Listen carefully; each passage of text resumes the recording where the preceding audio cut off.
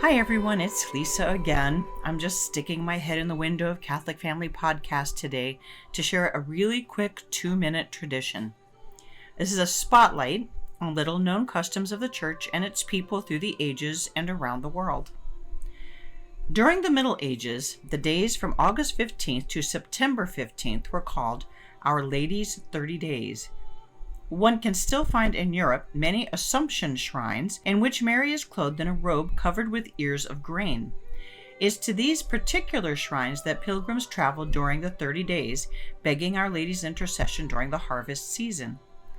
The origin of this tradition stretches back to before medieval times. In pre-Christian history, herbs picked in August held pagan significance, a habit of thought that the Church in its wisdom sanctified by the practice of the blessing of herbs on Assumption Day, thereby giving it the character of a Christian rite of deep and appropriate meaning. In medieval legend, both animals and plants were said to lose their harmful traits during these 30 days. Poisonous snakes did not strike. Poisonous plants were harmless. Wild animals refrained from attacking humans.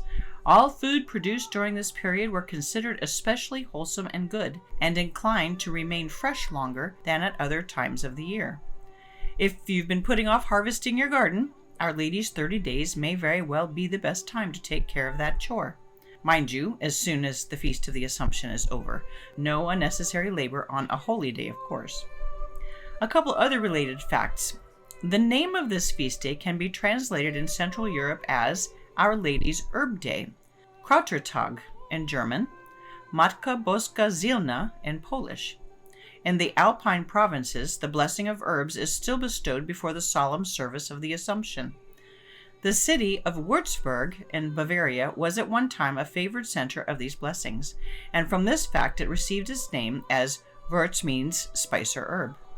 I can personally vouch for this special addition to the European celebration of today's feast, having witnessed the blessing myself in Father Heine's Church, Mary Immaculate Conception in Bavaria in August 2018. The herbs and wildflowers were picked by the ladies of the church during the previous week, and after the blessing, the parishioners and we visitors were able to bring home little blessed bouquets. My dried arrangement still hangs above the crucifix in my bedroom as a reminder of a beautiful, ancient tradition of the Church, which is still observed in places in Europe, and notably where the true Mass is still being offered as well. Thank God for our stalwart priests in Europe and throughout the world, and a special hello to Father Heine and his wonderful mom and dad. But back to practicalities. The Roman ritual provides an official blessing of herbs that can be used by any priest on the Feast of the Assumption. It isn't a thing that's restricted to Europe as far as I can ascertain. Notable among other prayers, today's blessing contains the petition that God may bless the medicinal powers of the herbs and make them mercifully efficient against disease and poisons in humans and domestic animals. Folks who make their own naturopathic tonics might consider asking their pastor next year to add this blessing to the parish traditions. There is no concern too small for the care of Holy Mother Church.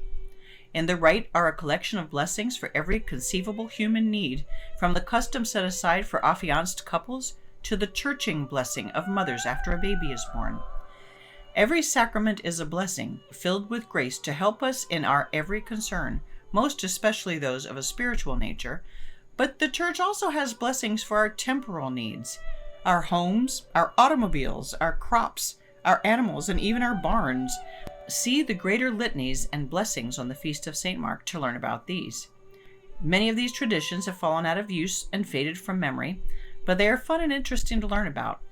Though it might be tempting to try, it's probably impractical for every parish to offer every observance from every culture for every feast day in the year. But they do serve as a beautiful reminder of the rich history and worldwide influence of the Church.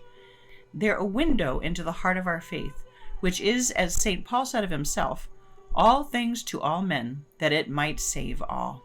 That's from 1 Corinthians chapter 9, verse 22. Postscript. Anyone who would like to share a 2-minute tradition, contact us within 2 or 3 days, ideally of its pertinent date, if it's of a timely nature. Feel free to record a podcast yourself for the consideration of the staff, or give us a heads up about unusual or forgotten traditions you'd be interested in having us cover, and we'll do our best. We love learning about our faith too. Thank you, and God bless everyone. Happy Feast of the Assumption.